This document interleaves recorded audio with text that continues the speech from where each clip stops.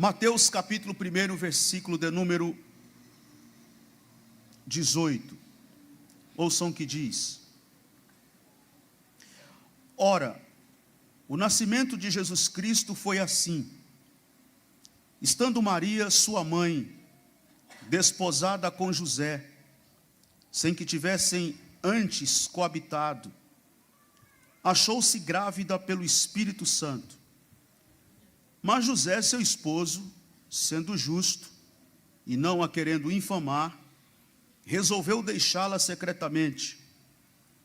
Enquanto ponderava nestas coisas, enquanto pensava isto, eis que lhe apareceu em sonho um anjo do Senhor, dizendo: José, filho de Davi, não temas receber Maria, tua mulher, porque o que nela foi gerado é do Espírito Santo. Ela dará à luz um filho, e lhe porás o nome de Jesus, porque ele salvará o seu povo dos pecados deles.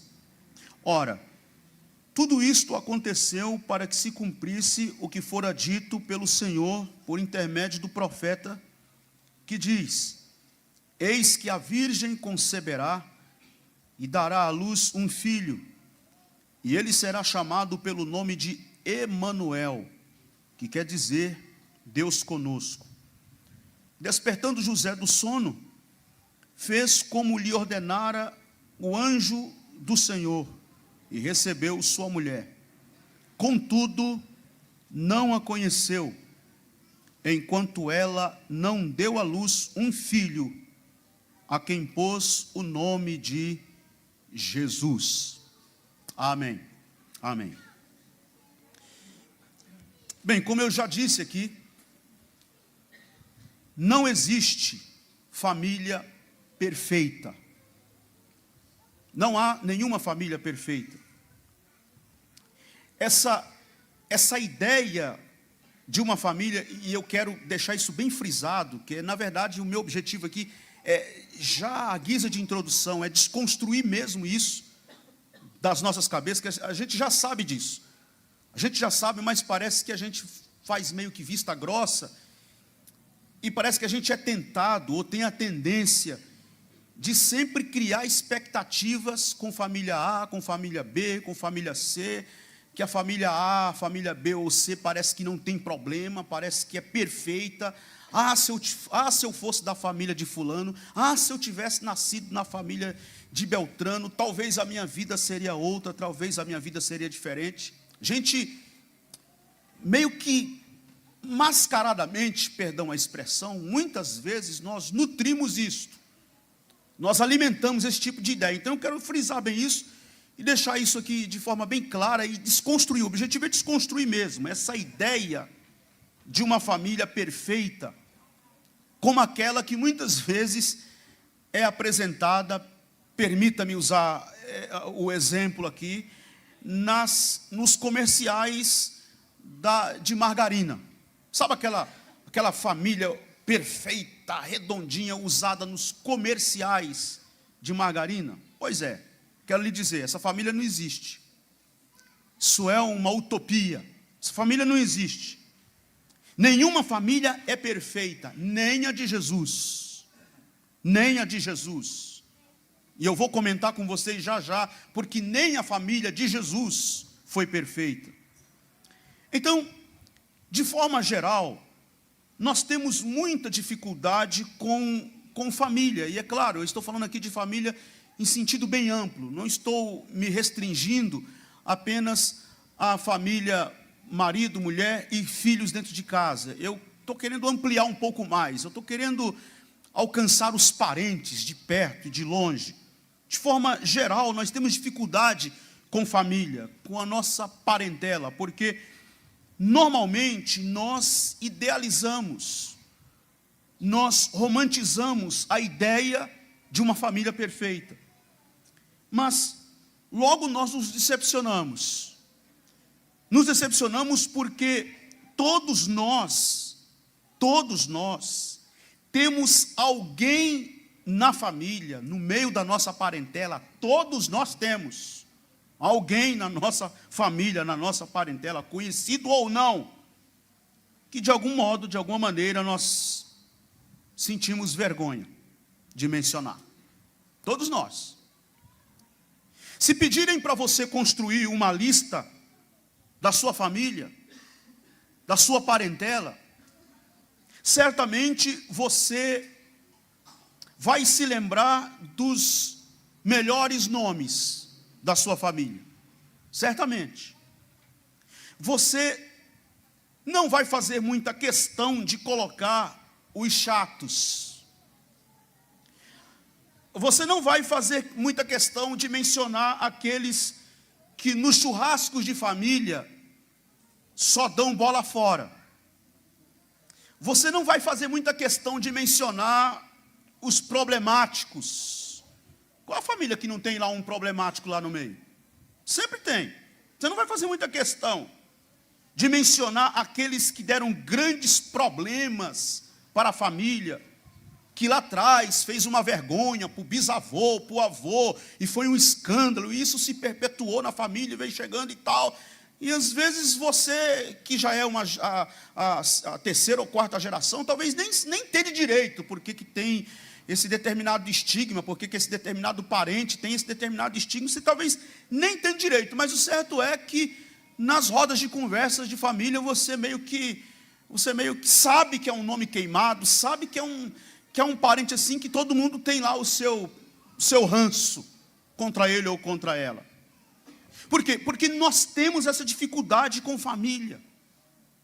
Nós temos essa dificuldade, nós meio que tentamos, meio que tapar o sol com a peneira, a gente meio que tenta passar a ideia que a minha família é a melhor, que a minha família é perfeita. Então os escândalos, os deslizes, as mancadas, os atropelos que aconteceu na minha casa, na minha família, eu meio que tento acobertar. Se for a família do outro, eu não faço muita questão não, mas na minha família eu tento acobertar, eu tento jogar pano quente por cima. E isso é curioso, e eu faço questão de fazer esse tipo de comentário com vocês, porque no capítulo 1 de Mateus, do Evangelho segundo escreveu Mateus, ao começarmos a ler o Evangelho, por pouco nós não nos escandalizamos. Não sei quantos de vocês já leram o Evangelho inteiro, começando de Mateus. E não sei se já prestou atenção nesse detalhe, mas quando a gente começa a ler o capítulo 1 de Mateus, por pouco a gente não se escandaliza, porque a linhagem que ele apresenta, a linhagem que Mateus apresenta de Jesus aqui, é uma linhagem que nós, sinceramente, honestamente, não gostaríamos muito de apresentar da nossa família. Olha que coisa curiosa. A linhagem que Mateus apresenta de Jesus aqui, não é a linhagem que normalmente nós gostaríamos que apresentassem a respeito da nossa família. Primeiro porque Mateus foi um revolucionário. Mateus foi um revolucionário ao escrever a genealogia de Jesus. Por que Mateus foi um revolucionário ao escrever a genealogia de Jesus? Porque Mateus é o único e mais revolucionário de todos os evangelistas, que ao escrever a genealogia de Jesus, ele fez questão de colocar o nome de mulher, ou das mulheres. Que para nós, com a nossa cabeça brasileira, ocidental, pós-moderna, século 21, para nós isso é mais que óbvio, porque quem gera são as mulheres. Mas eu tinha até um professor que dizia o seguinte: na tradição hebraica é macho gerando macho, porque é fulano que gerou fulano, que gerou fulano, que gerou fulano, e o nome das mulheres não aparece, porque na tradição hebraica, o nome que consta, ou que deve constar na genealogia, não é o da mulher, é o do homem. A mulher é salva por dar luz a filhos, por gerar filhos, mas o nome que aparece, vamos dizer assim, trocando em miúdos, quem leva a glória é o homem, quem sofre é a mulher para dar a luz, mas quem leva a glória é o homem na genealogia. Por isso que você lê lá no livro de Números, você lê nos livros do Antigo Testamento sobre genealogia, você só lê nome de homem na genealogia. Fulano gerou fulano, que gerou fulano, que gerou fulano, que gerou fulano. E as mulheres, onde estão nessa história? Elas não aparecem. Vem Mateus escrever a genealogia de Jesus, e isso é um escândalo para a tradição hebraica ou judaica, que ele faz constar o nome de mulheres. E o que é pior, os nomes das mulheres que Mateus coloca na genealogia de Jesus, todos estão comprometidos. Todos estão comprometidos. Então vamos lá.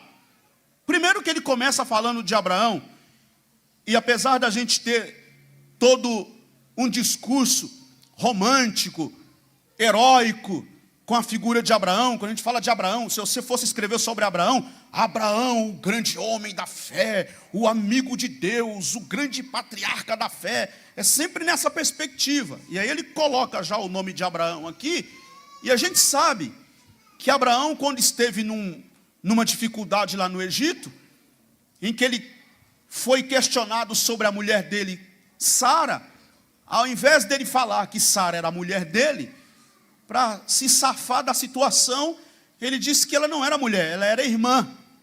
Mentiu, né? Porque ela era mulher, ele falou que era irmã. E claro, tem vários teólogos que fazem uma ginástica enorme para tentar justificar e dizer que não foi bem uma mentira, porque se a gente for puxar na genealogia, na árvore genealógica, Sara era parente de Abraão, então como era parente, eles consideravam também que poderia ser chamada de irmã. Mas isso é uma ginástica teológica que alguns teólogos fazem para tentar evitar chamar Abraão de mentiroso, que não é o meu objetivo também chamar Abraão de mentiroso aqui, mas só estou querendo dizer a vocês como é que Mateus já começa de início a genealogia de Jesus. E aí, quem mais aparece aqui? Ele faz questão de mencionar aqui Tamar, no versículo de número 3. Acompanhe-me com a sua Bíblia. Mateus capítulo 1, versículo 3. Judá gerou de Tamar. Olha que expressão. Judá gerou de Tamar a Pérez e a Zera. E aí a gente lê isso aqui correndo, e uma pessoa que não tem conhecimento bíblico, ou que não tem nenhuma experiência com leitura da Bíblia, passa por cima aqui e diz, não, eles eram casados. Judá e Tamar eram marido e mulher. Não tem nada de casados. Quem conhece a história lá no Antigo Testamento, no livro do Gênesis, sabe que Judá era sogro de Tamar. Sogro. Só que numa trama de Tamar, porque ela se sentiu prejudicada em não receber o terceiro filho de Judá para se casar, porque 2 dos filhos de Judá com quem ela já tinha se casado haviam morrido, e ela deveria receber o terceiro, e Judá escondeu o terceiro filho e não a deu em casamento. Ela se fez de prostituta, se vestiu de prostituta.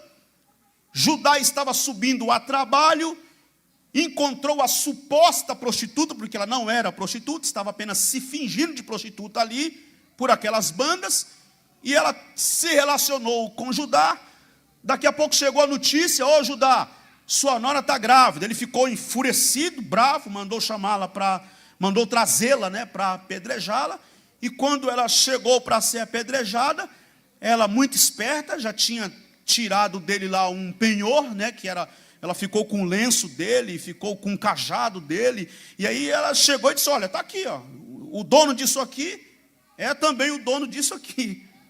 Opa, é você, Judá? Você tem culpa no cartório? E aí vocês conhecem toda a história, e ela foi poupada, e essa Tamar está aqui na genealogia de Jesus. E aí caminha um pouco mais nessa história genealógica, passando pelo versículo 4, e chega no versículo 5, e nós encontramos um outro nome, que é o nome de Raabe. Salmão gerou de Raabe. Quem era Raabe? A Bíblia identifica Raabe como uma prostituta. Foi aquela que recebeu os 2 espias que foram enviados por Josué para espiar a terra, e ela os guardou na sua casa, os protegeu, e a Bíblia faz questão de mencionar que ela era prostituta. Lá na frente, já no Novo Testamento, quando o autor da carta aos Hebreus está escrevendo o capítulo dos heróis da fé, a galeria dos heróis da fé, entre os nomes de homens e mulheres heróis da fé está o nome de Raabe. Pela fé, Raabe, a meretriz, não foi morta com os desobedientes, porque acolheu com paz aos espias. Vocês conhecem muito bem essa história. A genealogia se avança um pouco mais, e a gente chega em Ruth, ainda no versículo 5. Salmão gerou de Raabe a Boaz, este de Ruth gerou a Obed. Ruth, e nós temos na Bíblia um livro com o nome de Ruth. Tem um livro na Bíblia com o nome de Ruth, que conta a história de Ruth. Quem é Ruth? Uma mulher moabita, que não era do povo judeu, que não tinha nada a ver com o povo, portanto ela era estrangeira.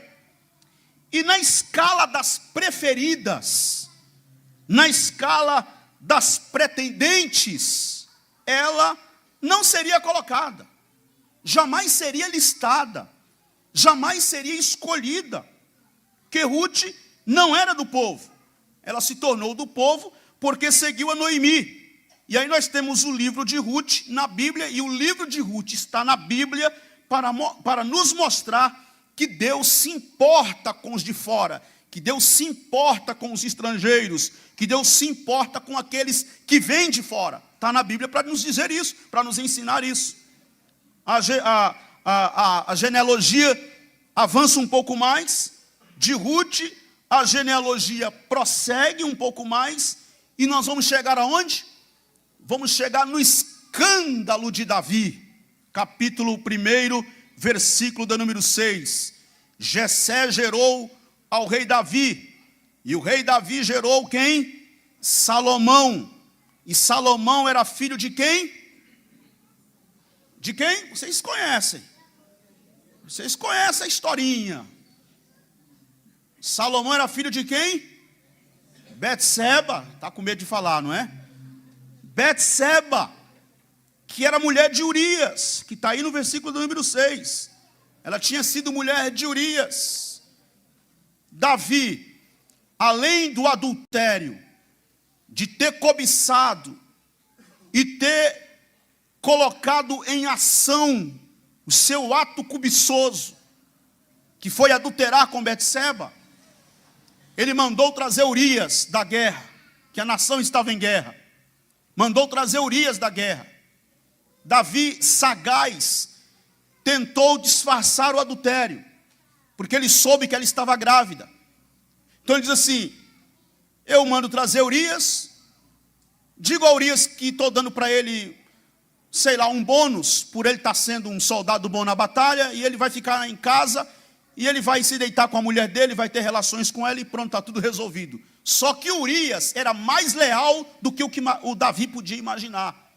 E Urias disse: não, como é que eu vou para casa? Como é que eu vou ter uma noite de prazer com a minha mulher, se o povo de Deus, se o meu povo está em batalha, estão guerreando, eu não posso. E Davi coçou a cabeça: mas não é possível que esse homem seja leal a esse ponto. Então tudo bem, vem jantar comigo. Aí chamou ele para o jantar. E Davi empurrou vinho no Urias: tome vinho, tome vinho, tome vinho. Na cabeça dele diz: ele vai ficar bêbado. Aí ele vai para casa, bêbado, sem saber o que está fazendo. E aí pronto, e aí está resolvido o problema. Ele ficou com a mulher dele e o filho dele. E aí quando Urias desce supostamente para ir para casa, ele ficou a noite toda na porta do palácio. E quando despertou o dia seguinte, o Davi se surpreendeu, porque o Urias não foi para casa. Ele ficou ali, dormiu ali, do lado de fora. Se não tem jeito. Aí Davi disse: olha, não tem jeito, não vai ter outro jeito. O jeito vai ser assinar a sentença, determinar a morte deste homem. E ele pegou uma carta, escreveu nesta carta as diretrizes para Joabe, e deu a Davi a carta selada, e disse, ou seja, a Urias a carta selada, disse: Urias, leva esta carta, retorne à batalha, entregue na mão de Joabe. Urias era tão fiel, tão leal, que ele levou a carta. Aquela carta era a sentença de morte dele. Ele não abriu a carta, entregou na mão de Joabe e foi assassinado. Vocês conhecem muito bem essa história. A tragédia foi grande na casa de Davi. Davi chorou amargamente. Deus o repreendeu. Davi se humilhou, Davi se desmanchou, Davi se derreteu na presença de Deus. E aí nós temos um salmo muito conhecido na Bíblia, que é o Salmo de Davi, o Salmo 51, quando ele, com o coração aos pedaços, ele ora, ele clama, ele chora e diz: Senhor, não retires de mim o teu Santo Espírito, torna a dar-me a alegria da tua salvação. Senhor, eu nasci em pecado, em iniquidade me concebeu a minha mãe, tem misericórdia de mim. Eu sei que o Senhor não quer sacrifício, porque senão eu te daria sacrifício. O Senhor quer coração quebrantado, coração contrito, coração rasgado. Eu sei que o Senhor não rejeitará. Não me lances fora da tua presença, tem misericórdia de mim. Davi fez essa oração, é o Salmo 51, nesse contexto em que ele estava aos pedaços diante do crime bárbaro, da traição absurda que ele cometeu, não só contra o soldado, mas contra si mesmo, contra a sua própria consciência, contra o próprio povo e contra Deus, contra o seu próprio Deus. E aí é interessante que Mateus finaliza essa genealogia de Jesus, ele finaliza citando quem? Ninguém menos do que Maria. Versículo de número 16. E Jacó gerou a José, marido de Maria, da qual nasceu Jesus, que se chama o Cristo. Então mais um nome de mais uma mulher entra na genealogia. Óbvio agora Maria, e tinha que ser Maria mesmo, que ela é a mãe do Salvador. E Mateus finaliza a genealogia de Jesus, citando obviamente Maria, a mãe do Salvador. E em seguida, isso é curioso e impressionante, que em seguida, após finalizar a genealogia, ele já inicia, é proposital. Mateus fez isso de propósito. A propósito, ele finaliza a genealogia de Jesus e já emenda com a genealogia, iniciando o relato de como se deu o nascimento de Jesus, que está entre os versículos 18 a 25, conforme nós lemos aqui inicialmente. Ou seja, qual é o grande objetivo de Mateus? Mateus está justificando o nascimento de Jesus. Isso aqui para mim é maravilhoso. Isso aqui para mim é fantástico. Isso aqui para mim é extraordinário. Porque vejam bem, em meio a uma genealogia cheia de gente de moral duvidosa, prestar atenção, fiz questão de citar aqui as mulheres que constam aqui e a história que está por trás, claro que de forma muito sintética, mas vocês podem conferir todas as histórias e vocês já conhecem todos os contextos históricos aqui.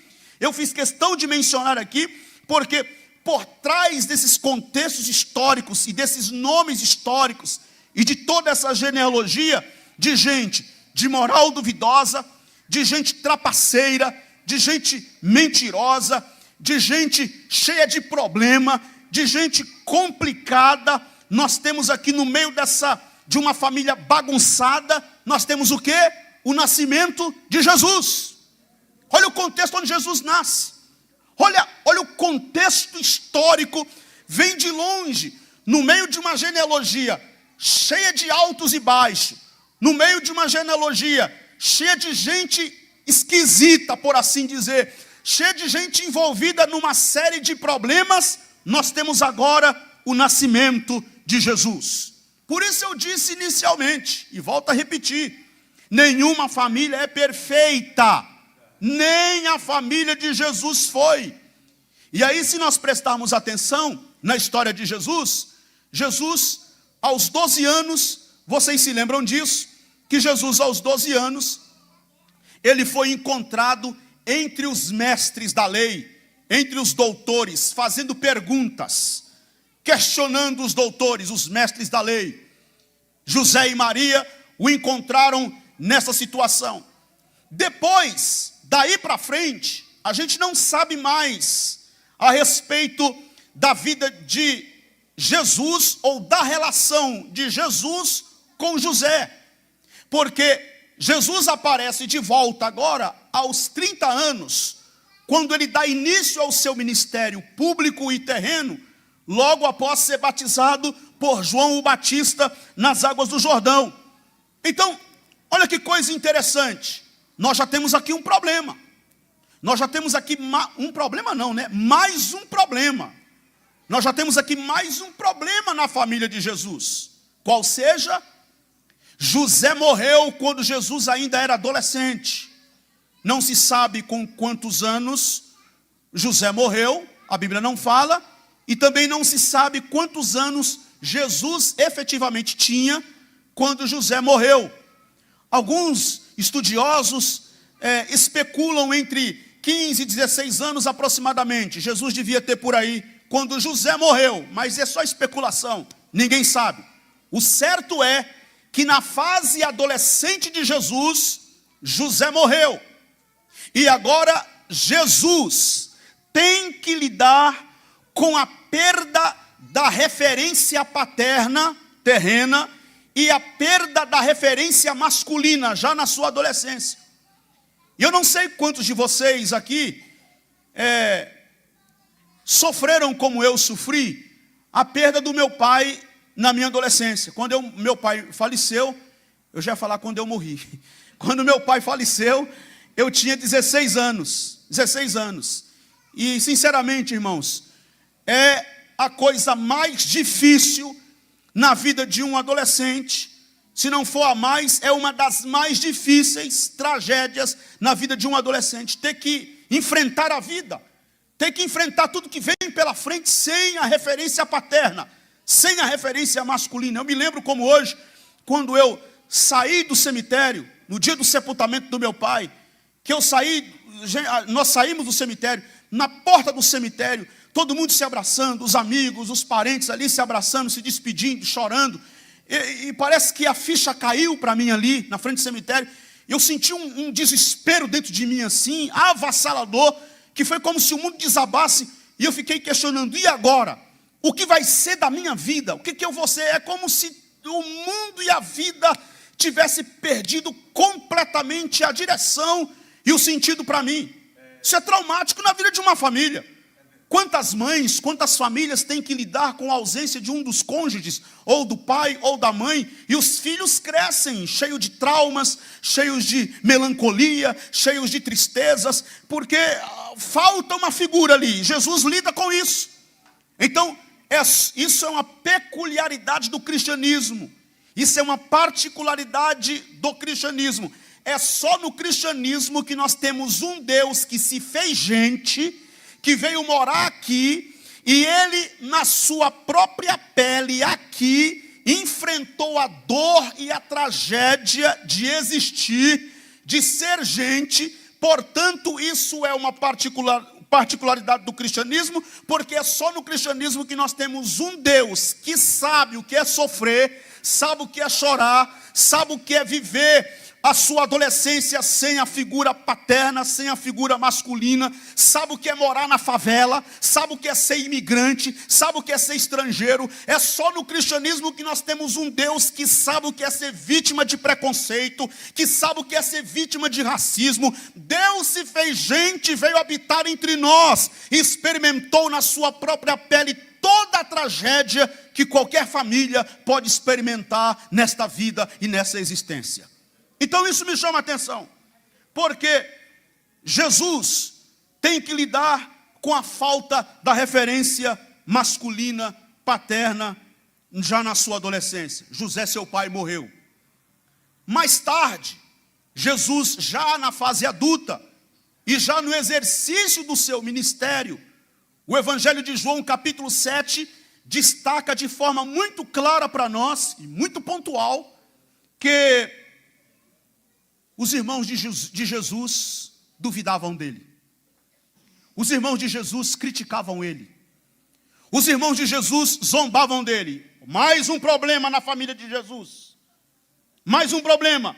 Uma família de irmãos que zombam dele. Você já imaginou?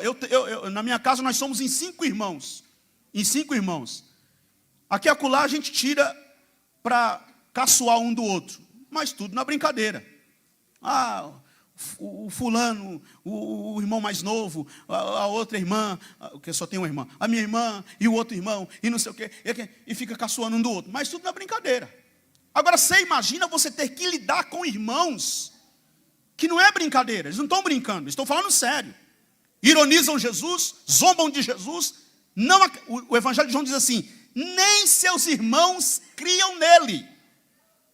Debochavam dele, chamavam ele de louco, de doido, e diziam: esse aí só serve para nos passar carão. E a nossa mãe enfrenta a vergonha o tempo todo com esse maluco, com essas conversas estranhas dele, que é claro que os religiosos, que os saduceus, que os líderes religiosos, que os sacerdotes não vão aceitar uma coisa dessa, uma insanidade dessa, uma loucura dessa, desse nosso irmão.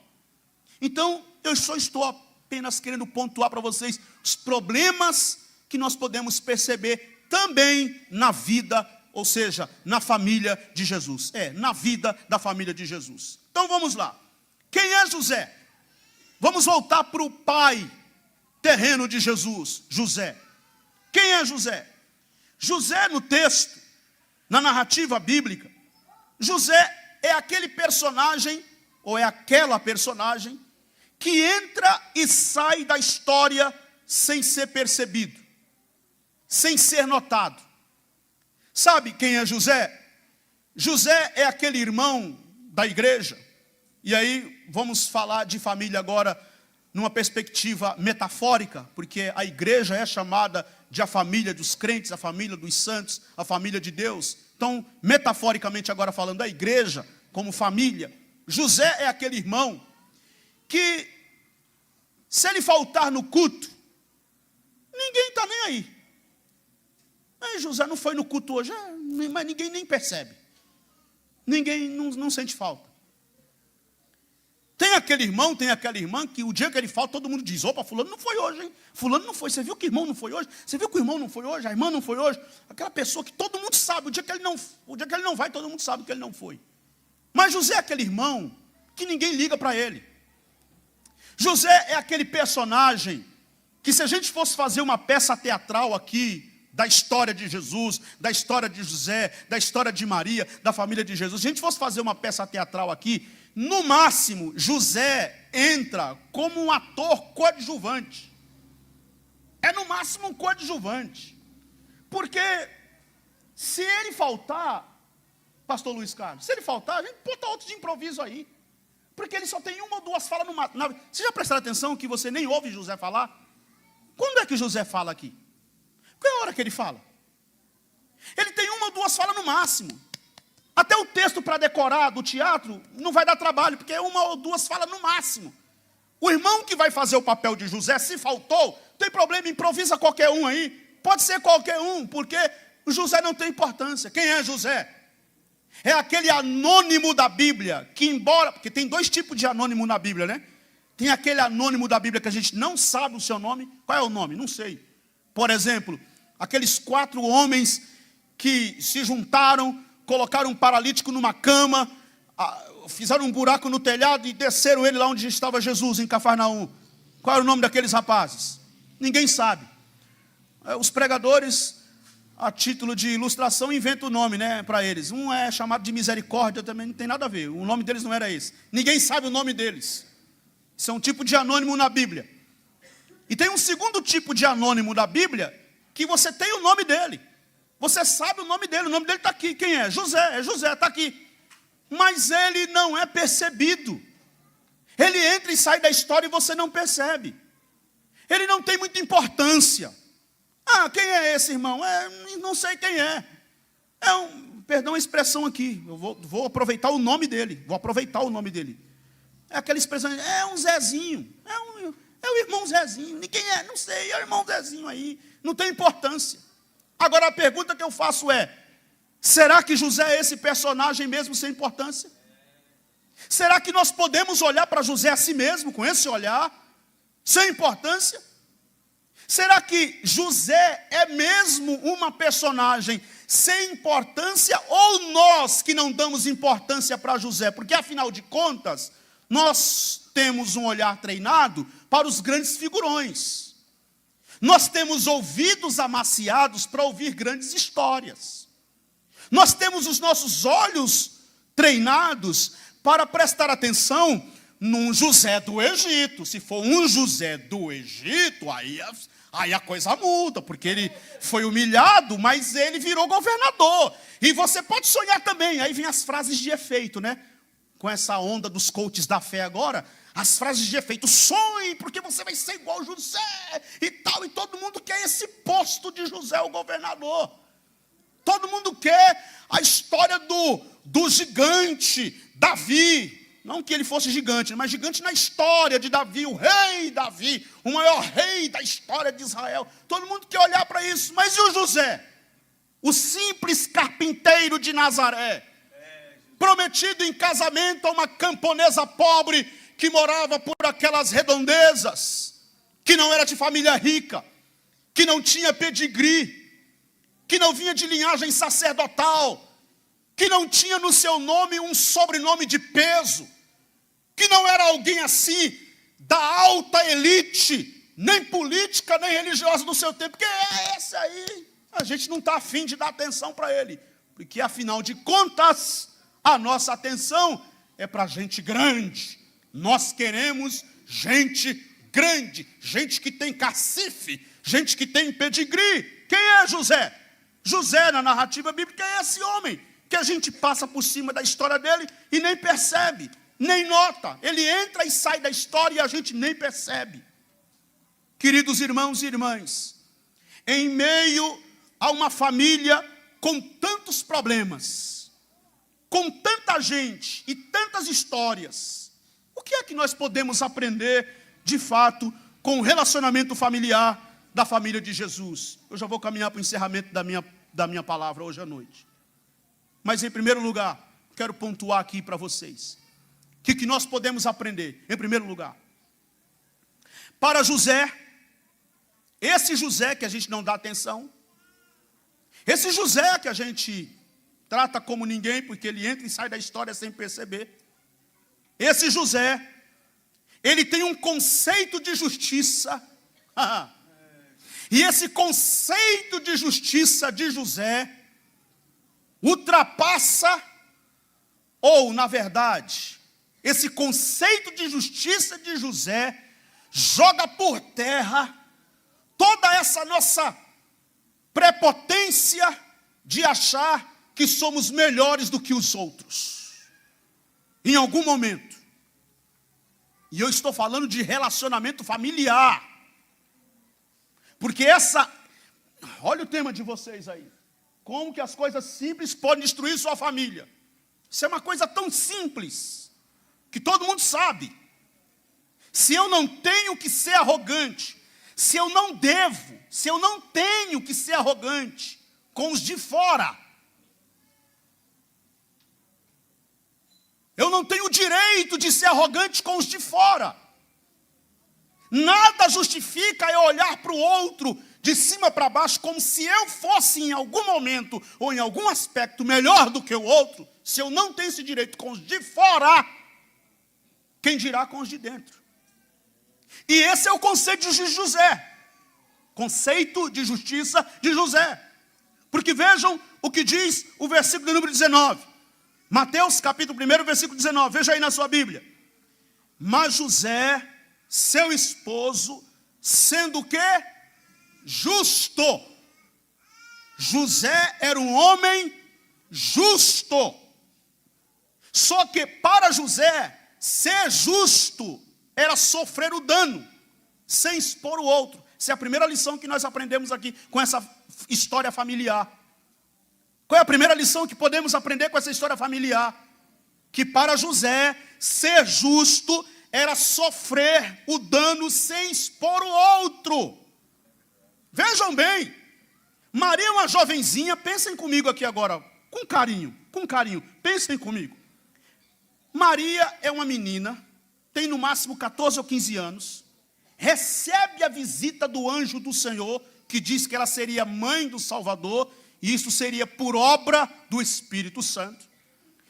Quando o anjo vai embora, Maria se organiza e vai para a casa da prima, que morava nas regiões montanhosas da Judéia. Ela vai para lá, fica lá 3 meses.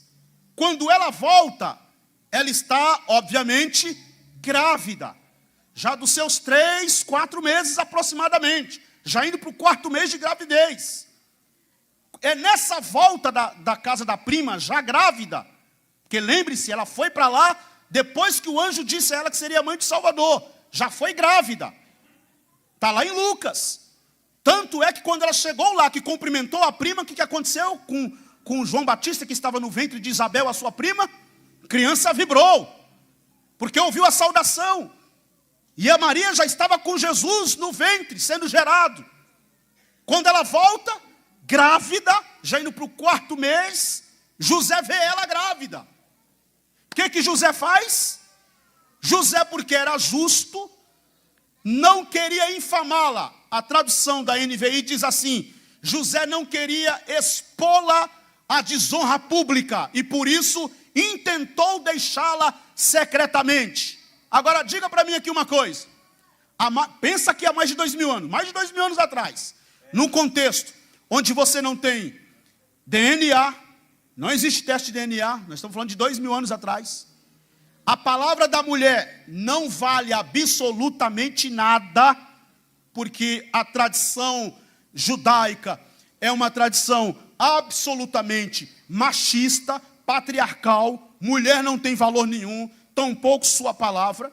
Vem Maria e diz assim: foi o anjo que apareceu para mim e me disse que eu seria mãe do Salvador, isso aqui é obra do Espírito Santo. Vamos dar um salto de 2000 anos atrás, 2000 anos depois, século 21. Vocês acreditariam nessa história? Vamos falar friamente. Você acreditaria? Na menina que chegou aqui de 14 anos, depois de 3 meses na casa da prima grávida. O que aconteceu, minha irmãzinha? A senhora vai cantar na mocidade desse jeito? Não, é porque o anjo do Senhor falou para mim, né? E aqui é o Espírito Santo. Conta outra. Sim ou não? Ou eu estou falando demais aqui? Não é isso? É mais ou menos isso. E José quando vê Maria, José tem esse pensamento. E lembre-se, isso é loucura em Israel. Porque ela estava prometida em casamento para José, estava noiva com José. Se ela cometeu um ato de adultério, ela tinha que ser morta por apedrejamento, ela morreria apedrejada. Sabe o que José faz aqui? José assume a bronca, em outras palavras. Ele diz: não, eu vou assumir a bronca. Ele é justo. E por ser justo, ele não quer expô-la à desonra pública. Ele diz assim: eu vou abandoná-la, eu vou deixá-la secretamente, a culpa vai cair das minhas costas, porque vão ver ela grávida, vão dizer que eu a engravidei e a abandonei. Então eu assumo, eu arco com todas as consequências, contanto que Maria viva. Ser justo para José era conceder que Maria vivesse. Irmãos, isso é de uma grandeza espetacular. Se isso aqui não foi evangelho, nada mais é. Porque olha a beleza, olha a grandeza deste homem. Ele é justo. Ele tinha todo o direito de dizer: opa, vem cá, mocinha, me explique o que foi que aconteceu. Você me traiu? Como é que é bem essa história? Me explica isso. Mas não, o que é ser justo? É ser considerado puro diante de Deus. José era esse homem puro diante de Deus. Nós temos aqui puro como um adjetivo que está em conformidade com a justiça, com a razão, em que há equidade. José era esse tipo de homem. José tinha esse tipo de grandeza. José era desse quilate. Mas para José, justo é abrir mão de razão, da sua razão. Para José, ser justo é abrir mão de suas prerrogativas legais. Nisso aqui está um princípio, irmão, muito simples. Uma coisa muito simples, muito comum, que pode destruir a família e que está destruindo muitas famílias. Sabe o que é? É a tal da razão. Eu estou certo, eu tenho razão. Eu estou com a razão. Eu tenho a última palavra. E esse negócio de eu tenho razão, eu tenho a última palavra, eu que estou certo, eu tenho direitos legais, eu tenho prerrogativas legais, tem levado famílias a se acabarem, tem levado casamentos ao divórcio, tem levado famílias inteiras a uma desgraça total, porque ninguém quer abrir mão do seu direito. Aprendamos com José hoje à noite, que diz: eu sou justo e por isso mesmo é que eu não vou me impor sobre Maria. Eu tenho direitos legais, mas eu abro mão das minhas prerrogativas legais, eu abro mão da minha razão, eu me escondo, eu saio de cena para que ela viva.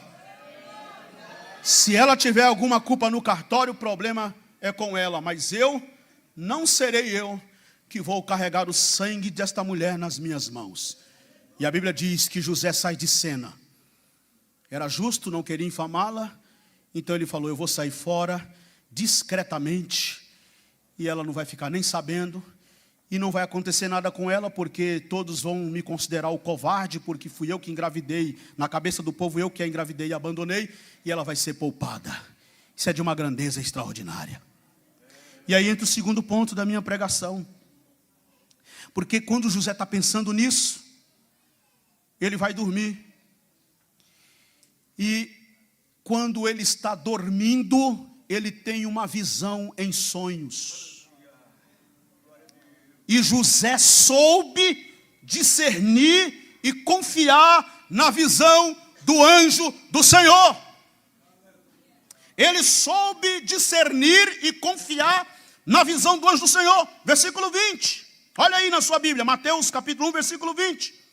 Enquanto ponderava, pensava nestas coisas, eis que lhe apareceu em sonho um anjo do Senhor, dizendo: José, filho de Davi, não temas receber Maria, tua mulher, porque o que nela está gerado é do Espírito Santo.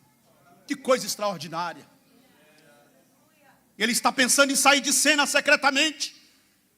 A sua justiça lhe dá a consciência de abrir mão de sua razão, de suas prerrogativas legais. E quando ele vai dormir, o anjo vem com a boa notícia em sonho e diz: não tema, José.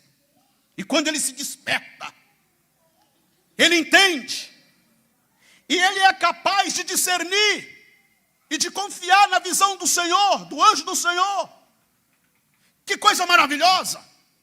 Um pai de família, uma família que, apesar da situação e da circunstância, mas tem sensibilidade espiritual. O Alan falou aqui há pouco sobre a oração. Famílias que oram. Famílias que oram. Isso é uma coisa básica, muito simples. Eu diria até mais do que simples, é simplório na vida de uma família. Por que muitas famílias estão sendo destruídas? Porque falta sensibilidade espiritual.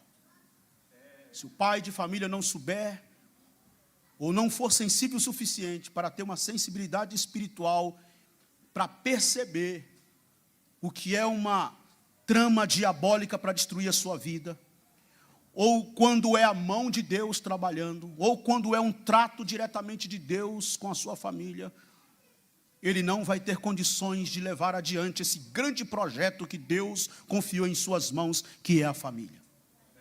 Porque eu ouvi essa frase um dia que diz que a família é um projeto de Deus, mas a manutenção dela é responsabilidade nossa. A família é um projeto de Deus, mas a manutenção dela é responsabilidade nossa. E José é esse homem que soube discernir e confiar na visão do Senhor. Ele tinha tudo para acordar e dizer assim: não, isso é coisa da minha cabeça. Eu mesmo, quando eu fico pensando eu vou dar um exemplo para vocês aqui rapidinho, para não ficar muito vago assim. Eu tô com o meu cabelo caindo. Não ri não, mas está caindo. E eu fiquei preocupado, que eu fui no espelho e a luz bate assim em cima e fica vendo assim. Um irmão olhou para mim e falou assim: pastor, seu cabelo está igual piscina. Está cheia, mas dá para ver o fundo.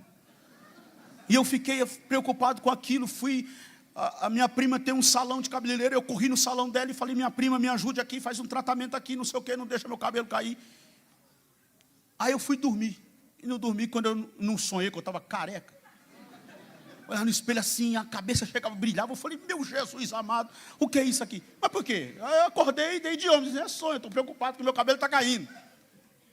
O José tinha tudo para ficar pensando nisso. Ah, não, é porque eu estou preocupado. É porque a minha mulher, a minha futura esposa apareceu grávida, a minha noiva apareceu grávida. Eu sonhei com isso. Mas não! O José não colocou na conta de um sonho à toa. O José disse, é visão de Deus, é a mão de Deus nesse negócio. Deus está trabalhando nesta causa. Eu vou ficar no meu lugar porque eu sei que é Deus que está trabalhando nesse negócio. E por último, eu termino aqui. Em terceiro lugar, o que é que nós podemos aprender aqui? Olha que lição maravilhosa. Aprendemos aqui em terceiro lugar que José confiou no caráter de Maria.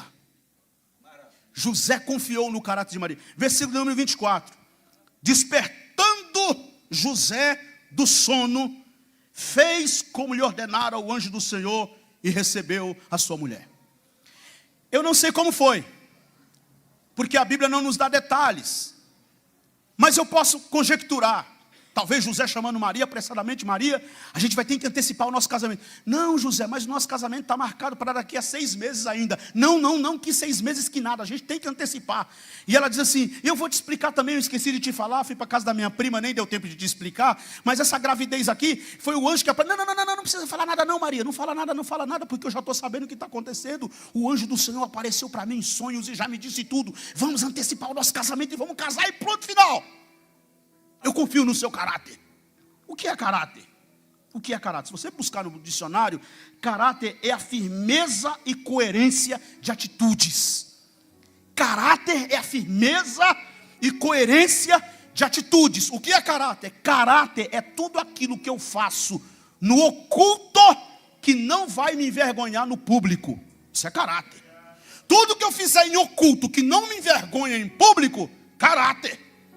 E eu fico maravilhado com isso, porque José olha para Maria e diz assim, você é uma mulher de fibra, você é uma mulher de caráter, eu sei que você é de caráter, eu sei que você é de confiança. Irmão e irmã, sabe, aqui cai por terra esse discurso que a gente tem assim, eu não confio em ninguém, confio nem na minha sombra, porque...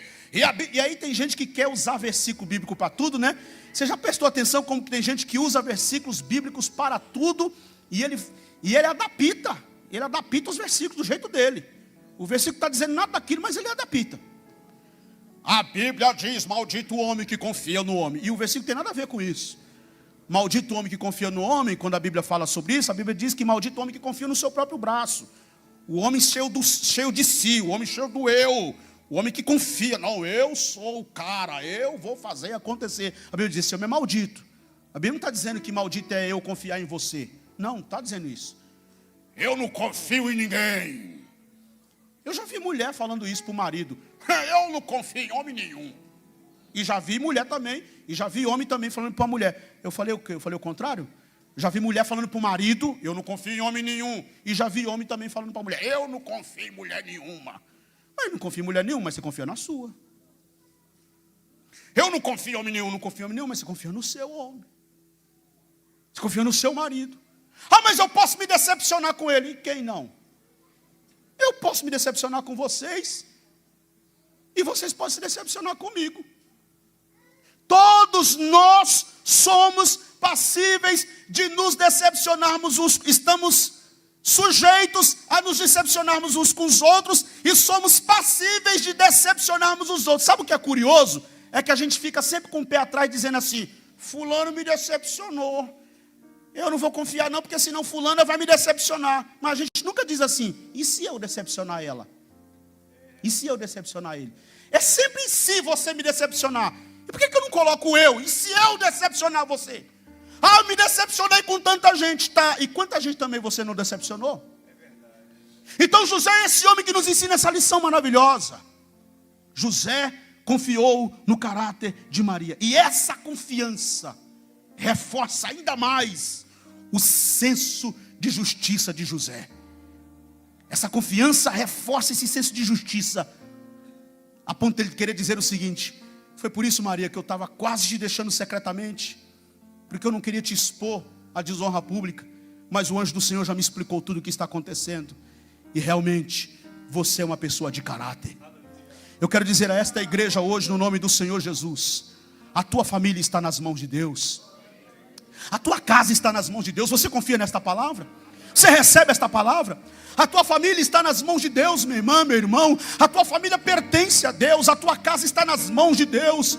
Mas pastor, parece que vem soprando um vento contrário contra a minha vida. Parece que o diabo está jogando uma seta no coração do meu filho. Parece que o meu marido virou a casaca. Eu não sei o que está acontecendo. Eu quero te dizer aqui hoje: a tua família está nas mãos de Deus. A tua casa está nas mãos de Deus. A tua família é um projeto de Deus. A manutenção é responsabilidade nossa. E nós vamos lutar até o fim por esta causa tão nobre que Deus colocou em nossas mãos. Louvado seja o seu nome. Que Deus nos ajude, que Deus nos dê graça e cerque de bênçãos a tua casa, a tua família, e você seja abençoado no entrar, no sair. Que a tua família seja bem sucedida no campo, na cidade, no entrar, no sair, em todos os sentidos, em todas as dimensões. Seja a tua família próspera, abençoada pelas mãos abundantes e poderosas do nosso Deus, que está sobre a tua casa e sobre a tua família. Levante as suas mãos para os céus em nome de Jesus e diga: eu declaro a bênção de Deus sobre a minha casa e sobre a minha família.